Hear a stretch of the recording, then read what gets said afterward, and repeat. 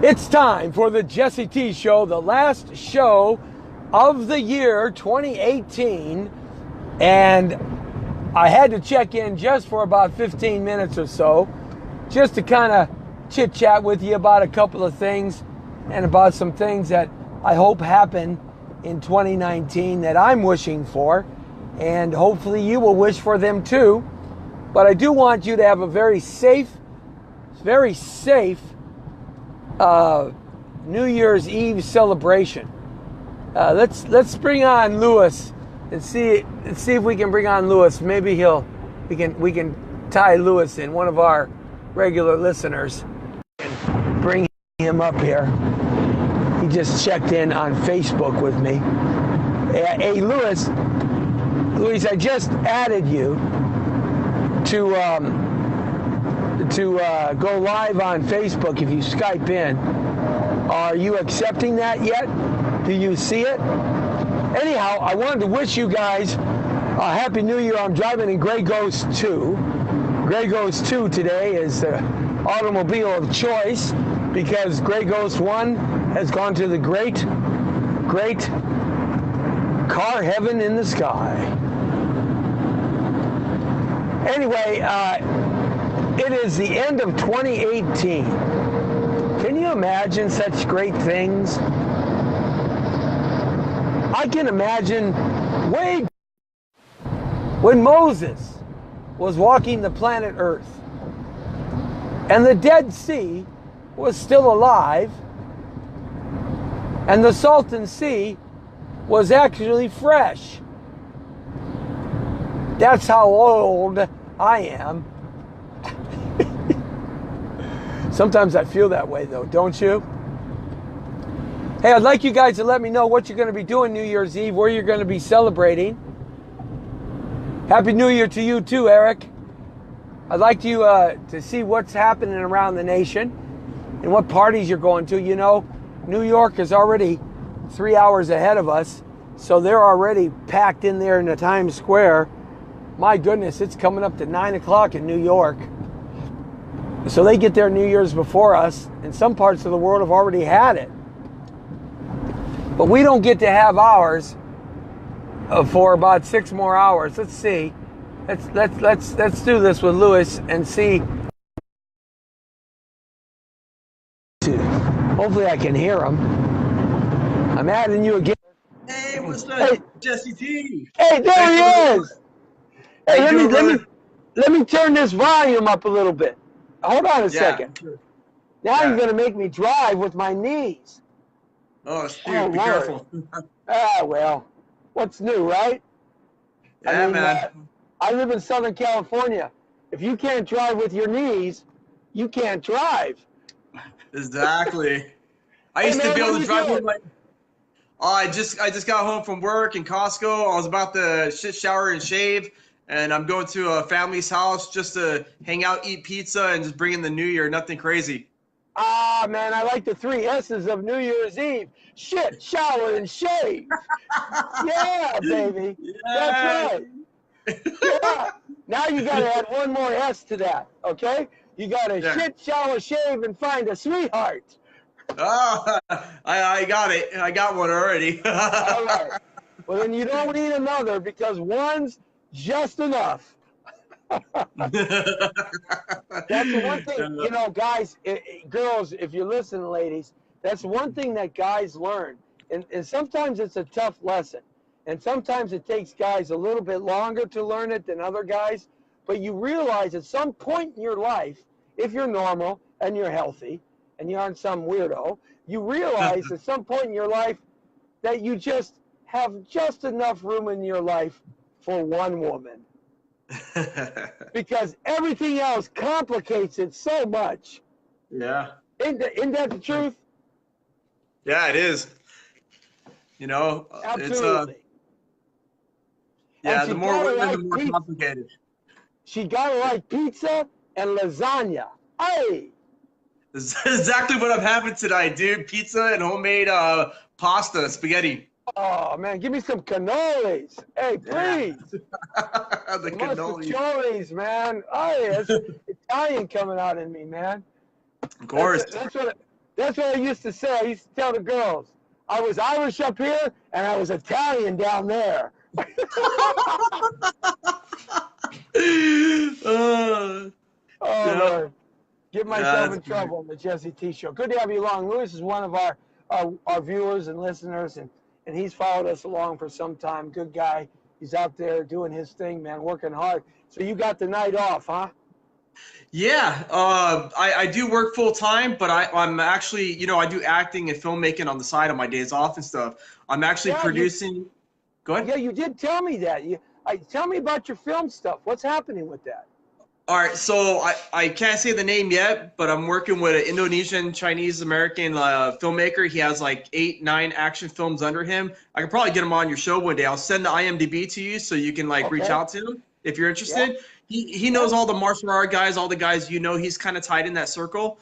Right. But right now I'm working on a passion project. It's a movie documentary on Los Angeles rave DJs from the 90s, bro. I have most of my DJs lined up. I just got done shooting one of the DJs on Saturday and Sunday. So I did the interview at his house, and then I went to a daytime park rave yesterday, and it was dope, man. Like house and all that, trance music and stuff. And Yeah. so I interviewed DJ Theo. He's been a resident DJ since 1992 in Los Angeles. He was mostly known for trance in the early to mid 90s and all that. But yeah, he spins like house and tech. Well, house you and all got that. it. You got to interview, man. You got to interview Humpty, baby.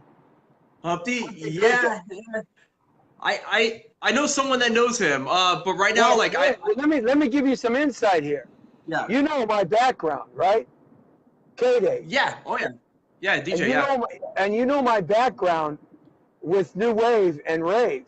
Oh yeah. Oh, you don't? No, I do. I do. Yeah. We had the #1 rave song in America, Billboard 100, with the movement "Jump Everybody." Jump, everybody, jump. Yeah. Oh wow. Yeah, and you know who one of the musicians was? Who? Richard Humpty Vision. No. Wow, dude. And you know Okay. that Richard Humpty Vision, when he was 14 years old, tried out on my show at K-Day when I had full-time. I was on the air full-time, but we also had the weekend show, the High Energy Show from the Casa Camino Real. Yeah. Richard Humpty Vision tried out to be one of my DJs, and Wow, he dude. didn't make it. Oh shit. Wow. And he became a group member of the movement with AJ Mora Right. and my guy, DJ Hayes, man. Wow. Yeah. Now, these know are that. guys you got to interview because we would go across the nation with the techno rave. That's what we called it. Right. You know, Yeah, techno techno hip hop, rave. right? Dude. And we did the ArcLight and everywhere in New York and everything and all that stuff. So you didn't know that about me, did you? Now I didn't know. Oh, I know your time. I was doing the Early rave scene, 90s. brother, when it just started. Yeah. Yeah. Wow. So I check this out. After interviewing Theo, and I told him the list of DJs, he's gonna probably get me Ron Decor for sure, and possibly DJ Dan. Do you remember DJ Dan? Yeah. Yep. Yeah. These So are all rave guys. yeah. Well, because it has to do with the Los Angeles rave scene. I grew up in it. I know a lot of friends. We used to throw a lot of parties, warehouse parties, desert parties, Right. mountain Right. parties, dude. We did it all, So Yeah. me, I wasn't a DJ, but I was heavily involved in that scene, and that was my identity. And I want to be able to give a glimpse of what it was like in the 90s rave scene to the newer generation, So that's why I'm creating this with all these underground rave DJs from trance, progressive trance, hardcore, happy hardcore. That's why I'm going to be reaching out to Ronnie Core, DJ Energy. I hope that he's going to be on board. He's more like happy hardcore, and hardstyle. Like, so yeah, dude, it's going to be sick. DJ Corvo, hopefully Omar Santana from New Jersey, New York, Rob G. These are all hardcore guys. So those guys are on my list. Yep. That's cool, man. You know, Michael Flores, the director Michael Flores has done a lot with a series called LA DJ, and Right. he talks about the dance music scene because that's where he came out of. Oh, In the wow. dance music, he was at Power 106. You know, Richard Humpty Vision spun at Power 106. Michael Flores, Later. he's the actor, right? The actor now? Actor, producer, Well, writer? he's an actor Mike Flores? director. Yeah, Mike Okay. Flores, but you should check out his stuff and what he's done with LA DJ.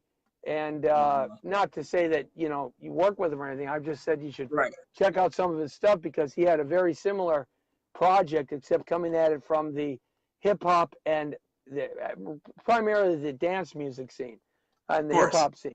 And they interviewed me because we were right there in the 80s and we created all that. Actually, K-Day did.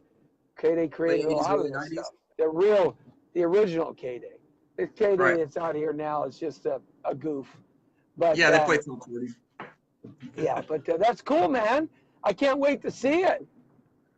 Thank you. Yeah, it's a work in progress, man. I'm still so there's potential. I have DJs lined up that I really want to do. They're in Rotterdam and Holland. These are hardcore DJs. That's where the rave scene started in Europe. Yeah. Like my buddy, I'm gonna get with him and see if I can even make it possible to hopefully get Neophyte, DJ Panic, and Tatum. Like these are all hardcore DJs from the late '80s, early '90s that started that whole underground gabber music. Yeah. Yep. Man, you're going back a long time. It influenced me as a young teen here in Los Angeles when it was still underground, man. That was my identity, dude. I was in that scene. My uncle knows, that sharp, pointy haircut, man. Yeah, the spiky hair, bleach tips. Yeah, well, I had that a long time ago, but I bleached my hair for a film recently.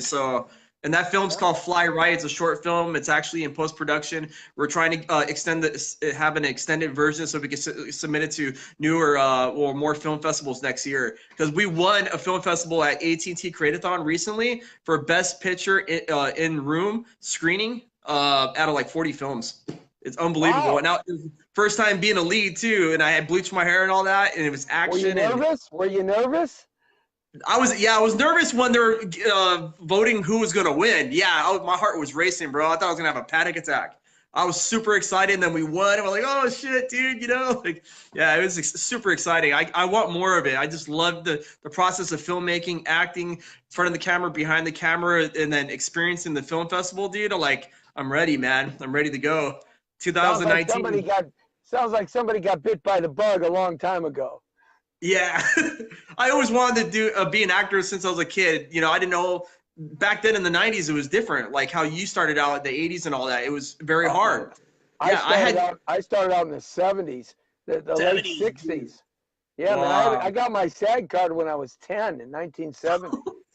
Yeah. Yeah. It was a totally different scene. The stuff that we did to get jobs all the way until the technology took over. Right. And that transition at the end of the 90s, when the technology started taking over the industry, the way we got jobs before was completely different. Oh yeah, you guys had to pop up on set and crash it pretty much, and we had to find do out lots of crazy things, man. I used to go to the Hollywood Cemetery where all the old movie stars are buried, and I would go to the back wall where they would do all the incinerations, the crematory. And that was put the back part of that wall, that building where the crematory is right against the Paramount Studios 30-foot wall. And so I used to hike up onto the roof there, and I found a ladder, and I put a ladder, leaned it against the Paramount lot wall in the back. I'd come up on the wall, and I'd walk on the wall down to where I could climb down with my 8x10 photos, and I would hit all the directors and casting directors and everybody I could until security would escort me off. I did that like a dozen times, man, and I got to know all the security guys, right? So I tried to pay them off with getting them dates and because I was at K-Day at the time, right?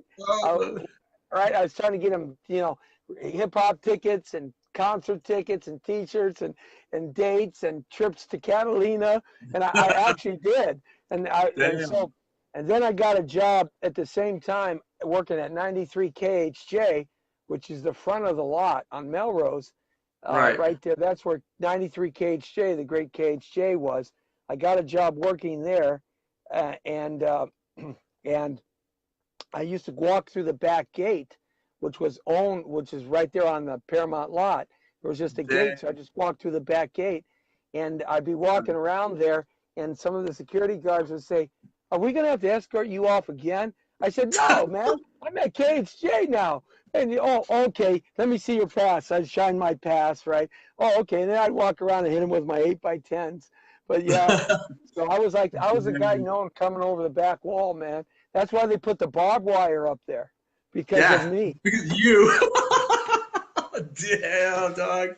That's crazy. Well, 30 years ago, man, I did crazy crap like that. So when you talk about crashing, oh yeah, man, I used to crash all the time, but you did a lot of showcases, and you passed out your 8x10s. You didn't have anywhere near the information to go to all these premieres where you could meet people on red carpets, and you didn't have any of that kind of stuff that a lot of the people in the business have today. Totally. Yeah, that was all insider stuff. It's like you had to know someone big time. That's it. Yeah. And you're out there. Yeah. I'm just crashing it, man. I'm out there just being Jesse T. Man, I can't help but being me. Jesse T. Haven't changed. What can I say? So but that's great. So where can we see this short film? Actually, I have to send a special link, and I have to talk to the producer to see if she will allow me to send it to you. You don't send it out yet. Yeah, we have the 5-minute version for the first film festival, but we had to cut it like 3 times just to get it accepted, including credits. So now we're extending it to 10-15 minutes, and they're going through that process as we speak. Yeah. Oh, that's cool. So, no, I didn't do it. I didn't do it. I wasn't there. I was at home. It wasn't me. It was that other guy with that girl. No, I tell you guys, keep on going. It's not me. I was out of the country. No, I don't have any money. I don't have a car. I'm borrowing somebody's car. I'm just letting the police know behind me. See, be careful. Come on, guys. Oh, yeah, they're all passing me by. That's good. They're going to deport you, man. Be careful. Well, I snuck into this 7-Eleven parking lot. They've been chasing me for hours. Yeah. Oh, it's tight, dude. Wow. Yeah. So as soon as it's cut, I can have you meet the producers, and then we can show it to you, give you a sneak peek probably, and then we'll let you know, because we're excited. We're really excited. It's so cool. We have VFX in it too, and there's fighting, sword fighting, medieval fighting, all that. It's I had to go through some training to learn how to use a sword. Yeah. So you weren't like one of those sword fighters who hit themselves in the back of the head. Oh God. No. It's like we had a trained guy on set to be able to show us how to use it, but my character is surprised. I don't want to give too much away, but my character is surprised, what the hell, I got a sword in my hand, and I'm kind of using it as a baseball bat, You're whack. You're hacking, man. Is it a big broadsword, or is it it's a medieval sword. Medieval. Oh, it's a broadsword, man. It's 19 feet long. Well, it's close to that. Yeah, not that long, but yeah. It's about that's what she said last night, man. That's what she said. Yeah, right. Wanted to make it's that Italian in you. Yeah, that's what I said. I said, baby, that's all I got. And she said, well, that's enough for me. I said, yeah, well, it better be, because I want a peanut butter and jelly sandwich. Let's get this thing over with. I want to go have a cold glass of milk and watch some Star Trek. Yeah. Nice. Let's see everyone checking in on this, dude. I got my uncle tuned in, my family friend. Yeah, they're lighting up on my side too, because you're a superstar, right? You are. Yeah. Yeah, baby. So when we get the producers in, you got to come in too. Yeah, definitely. And some way, somehow, we're gonna figure out how you can buy a piece of real estate. I will love that. I'm still in the same situation that we talked about last time. Yeah, well, And just then, keep, you know, just yeah, keep working. That's the important yeah, of thing. Working and saving, working and saving. It all happen when it's supposed to happen. course. You Oh know, yeah, you can't. I know it You can. will. It all happens when it's supposed to happen. Just keep focused on what you're doing and stuff. All right, what are your goals for 2019? Complete my movie documentary on the DJs on the LA rave scene. Like that? Complete, yeah, and then complete this feature film with this other producer I'm working with. Uh-huh. And then I'm gonna be working on short film testimonies, like faith-based people's testimonies, how they came to Christ. So I'm gonna be working on Good. stuff like that. Yeah, yeah, yeah, Very popular these days. My yeah. buddy People need hope. Kevin Sorbo, Hercules, man, all he does is faith-based oriented, Of course. inspirational movies like that.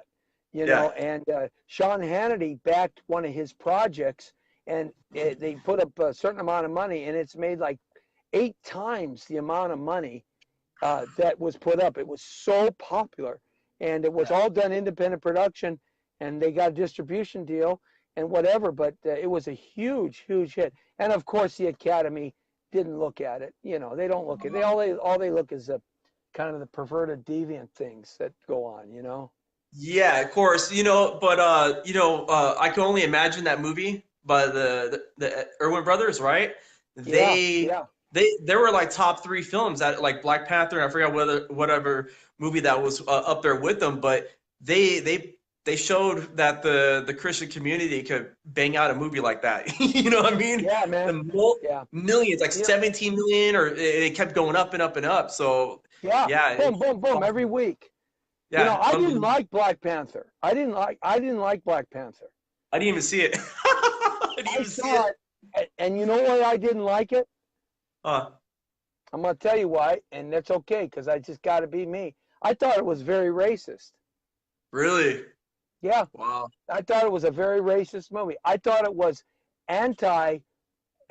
A lot of African Americans have complained over the years that and rightfully so, that they weren't represented well in Hollywood and the film industry. Rightfully so. No disagreement there with me. Absolutely agree. Right. The Oriental people were not treated well. Mexican people, Latino people were not treated well. Or, John Wayne playing Genghis Khan. Really? Okay. So, Mhm. but rightfully so. But the first shot they get at putting together a superhero who's African American, they are racist in the movie. They hardly have any other ethnic base. Unbelievable. I don't know. I don't know what that means. All I know is that this is what I don't like about Hollywood.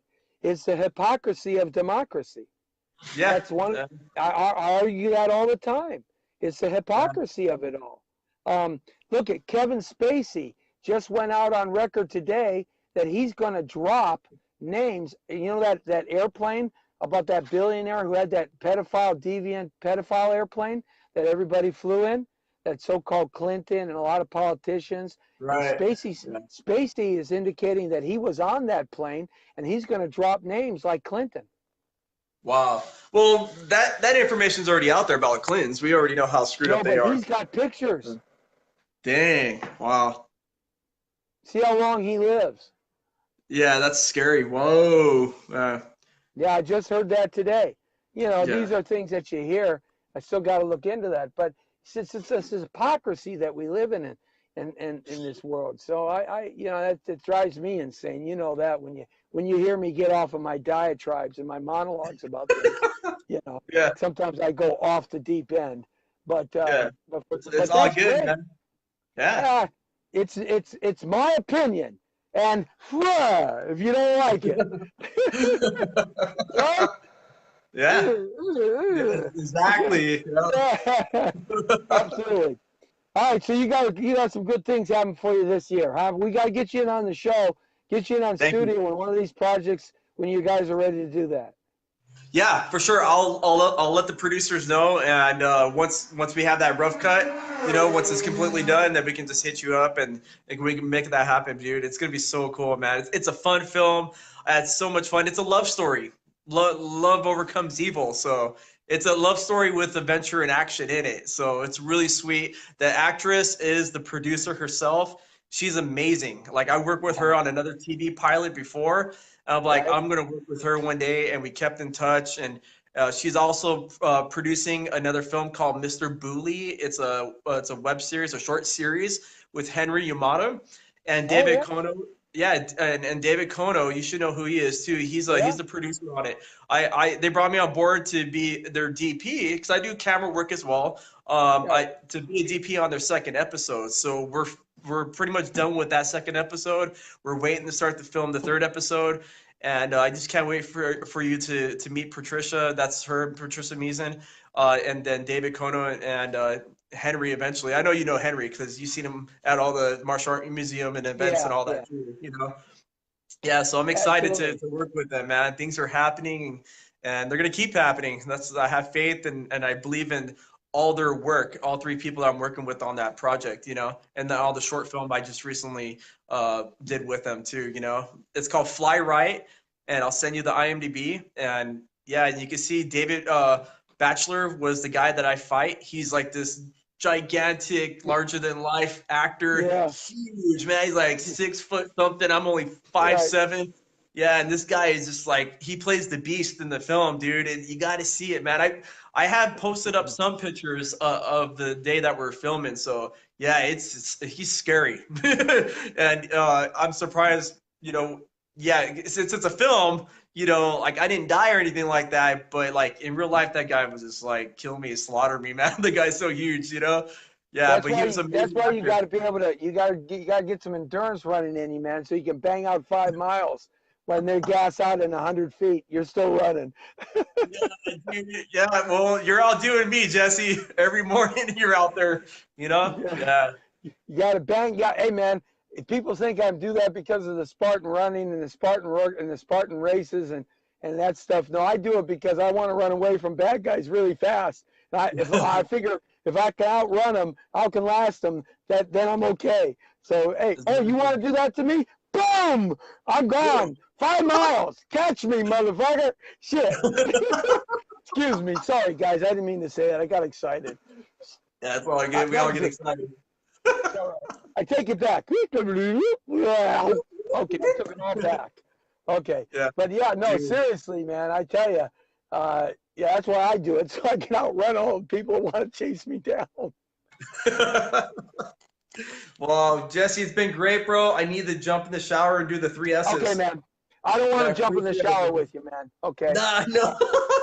Thanks for not inviting me. I appreciate Yeah, that. You're that's thinking why I about didn't. it, right? Yeah, that's why I didn't pick up the call at first. I'm like, shit, he's trying to get me on camera. I gotta get clothes on. Oh, please get clothes on. Thank Yeah, you. dude. Thanks for showing me that. I really needed that on New Year's Eve. Hey, Oh, they call you great. Jesse T, right? Like, That's what. but I'm called the Italian Stallion after you know, Stallone. Oh, the Italian stallion. Yeah, Oh, David. the Italian stud muffin. I'll tell you a funny story. And Yeah. this is probably a story I shouldn't tell. I shouldn't tell on the show, but I'm going to tell it anyway. Okay. When I was in my younger days, there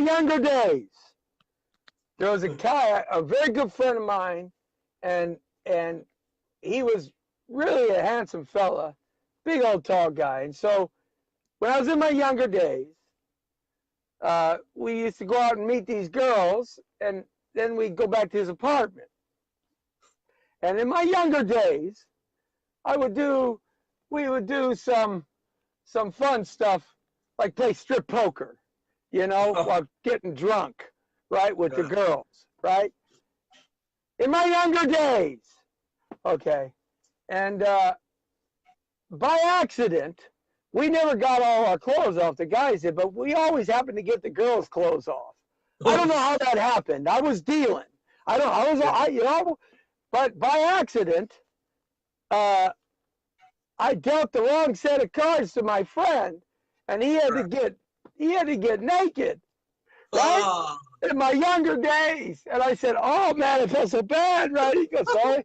He stands up and drops his drawers, man. And I said, dude, I'm going first, because after you, there ain't no reason for Jesse T to be here Oh, dude. in my younger days. Yeah. Crazy, Okay. bro. Yes, well, that's when I partook in those teenage, Hey, we explorations. all done the crazy stuff, man. We all done that crazy stuff. Oh, man, Happy New Year, man. Happy New Year, brother. Thank you for letting me be on your show. God bless you. Always. Drive safe. And looking forward to your posts and your live streams. Appreciate it, brother. Take care. Thank Take you. care, man. All right, You too. everybody. Check him out, man. All right, guys. That's Big Louis, baby. Woo! Louis DeStefano in the house. Peace out. Give him your site, man. How to stay in touch with you. Louis DeStefano, Louis, LOUISDESTEFANO. Check out my IMDb for my future work on there and past work, future films, short films. They're all up there. God bless you guys. Thank you. All right. God bless you, man. Take care. All right. Having fun on New Year's Eve right here. Wow. I can't believe Louis got me to tell that story. In my younger days. A long time ago. Long time ago. Saying hi to Jay, saying hi to Joseph, saying hi to Tina Lee, saying hi to Milton, saying hi to Eric, Mona Carter. Hey Mona, how you doing? Very nice, very nice. Saying hi to Andrew Finelli, the great martial artist, Taekwondo champion. Saying hi to Dean Olson, William Hurt. Hey, Louis was just checked in. Saying hi to Masamiya Sakahura. Thank you, man, and Merry Christmas, Happy New Year's. Everybody check in. And Kevin Bencharet Eat, I think. Thanks a lot, guys, for having us on. Here, this is what I want to happen in 2019. If I had my 3 wishes for 2019, this is what I would want it to be. They're really simple.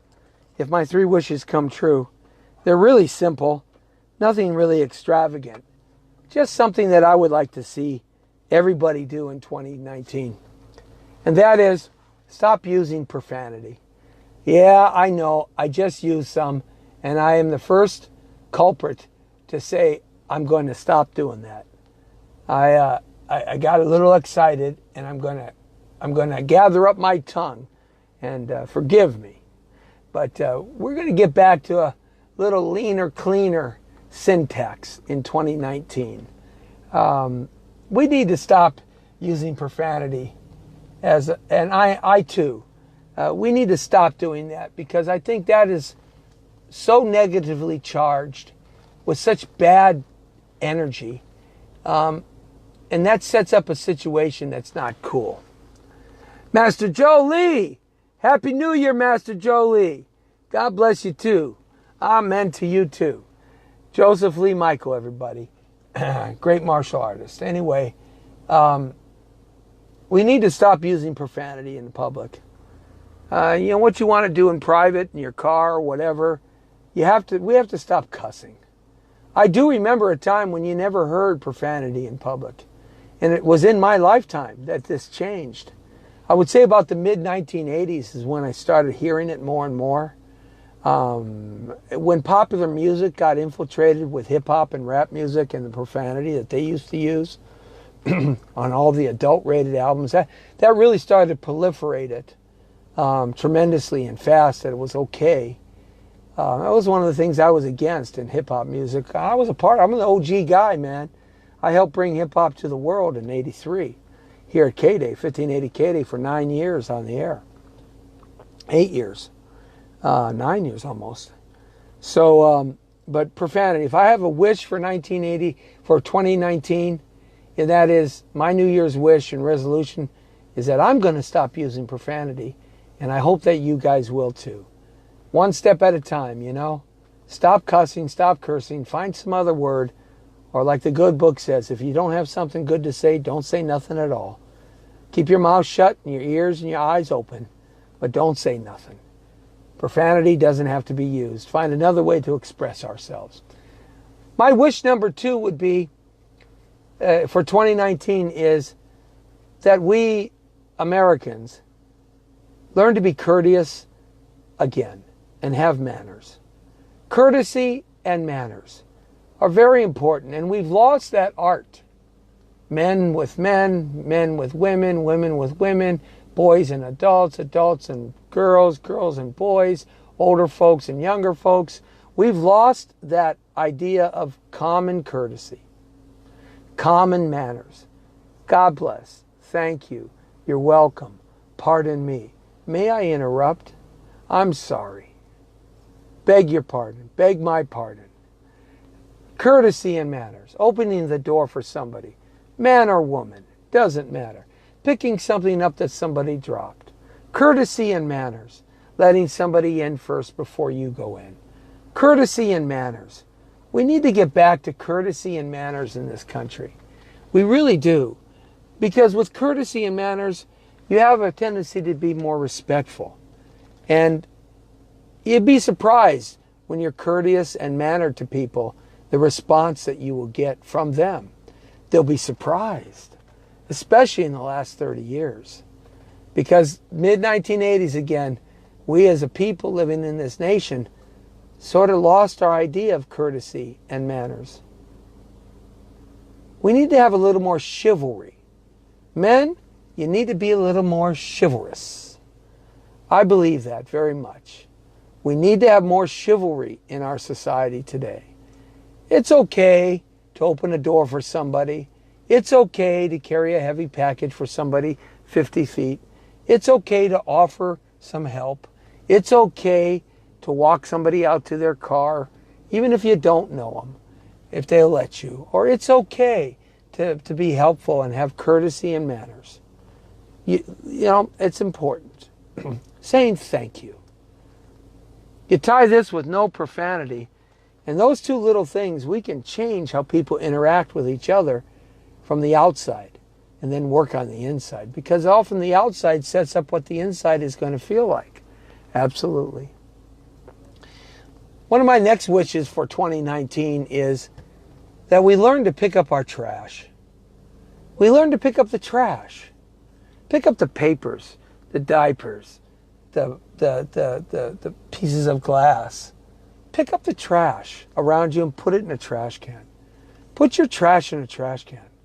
Part of the reason why our streets are so filthy here in Los Angeles and everywhere in LA County, and the fields are filthy, and the mountains are filthy, and the streets are filthy, and the sidewalks are filthy, and the bathrooms are filthy, and the stores are filthy because of the trash left on the floor by others. Have some caring for somebody else. Pick up the trash. What's wrong with picking up some trash and putting it in a trash can? I think if everybody could do that, we would have less trash on the street. And always remember, trash begets more trash, which begets more trash, which begets trashy people. Yep, that's right. So we got to pick up the trash. So if we can learn to stop using profanity, be courteous and mannered, and men have some more chivalry, honor the woman for who and the princess she is, and pick up the trash, everybody, I think we'd have a better nation. We'd begin the road to a more kinder and gentler ideology. Not so violent, not so filthy. Another thing that I wish and pray for 2019 is that we learn to respect our country, respect our flag, respect our military men and women that have died for us, that are in the theater of war today, respect our national anthem, respect our way of living, our American ideology and our American culture, and respect our God. We need to have respect. Respect is important. Aretha Franklin spoke about it and sang about it in R-E-S-P-E-C-T. Respect is important. Respect for others, respect for yourself. Don't use any profanity. Be more courteous. Have some manners. Be more chivalrous. Pick up the trash and have respect. And the last thing that I hope for 2019 for you and yours and everybody is that we begin to understand the idea that team is more important than the individual. There is no I or me in we. Together, everybody achieves more. There is no me in we. We are the American people, you and me, irrespective of our religion, irrespective of our ethnicity, irrespective of our gender, irrespective of what we believe in. We are the American people. We need to respect who we are. We are special. We are great. We are God's gift to this planet. For without America and America's people, my goodness, what would the world be like, really? God bless you, my friends. God bless America. God bless President Trump. And God bless 2019. Have a safe one. See ya next year.